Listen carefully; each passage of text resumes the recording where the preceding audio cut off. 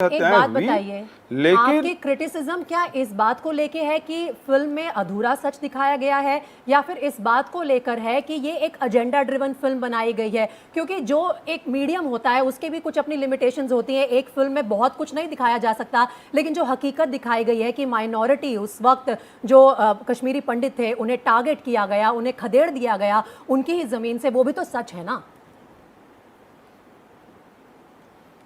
देखिए, यही जो आप पृष्ठभूमि ले रहे हैं वही गलत है।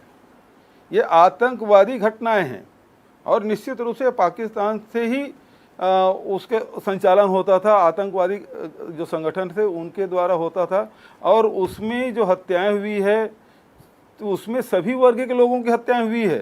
केवल कश्मीरी पंडित की बात नहीं है। ये बात सही है कि कश्मीरी पंडित सबसे ज़्यादा पलायन किए हैं, मौतें भी हुई है। लेकिन यदि आंकड़े उस समय के निकाल लें, सारे नेशनल मीडिया, इंटरनेशनल मीडिया या भारत सरकार की जो वेबसाइट है उसमें भी आप निकाल के देखेंगे तो आंकड़े आपके सामने आ जाएंगे।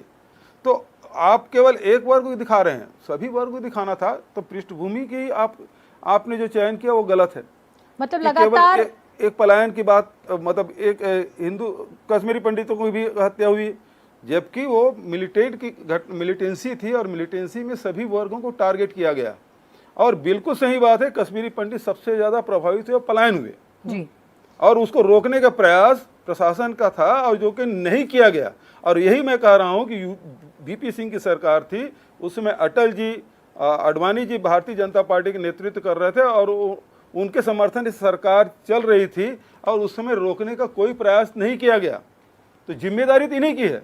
बिल्कुल ठीक है। भूपेश बघेल, आप जैसे अभी छत्तीसगढ़ की बात मैं करूं, छत्तीसगढ़ में अपनी राजनीति के लिए जाने जाते हैं, एक ऐसे राज्य के मुख्यमंत्री हैं जहां आपने स्थिति को एकदम उलट कर रख दिया, रमन सिंह को करारी शिकस्त दी। मेरा सवाल आपसे ये है कि जो फिल्म बनाई गई उसको टैक्स फ्री करने की मांग लगातार बीजेपी के द्वारा की जा रही है कि भाई जो भी कांग्रेस शासित राज्यों या और सरकारों को वहाँ टैक्स फ्री की जाए। तो आपने उल्टा मास्टर स्ट्रोक प्रधानमंत्री मोदी के पाले में बॉल डाल दी कि भाई जीएसटी आप माफ कर दीजिए।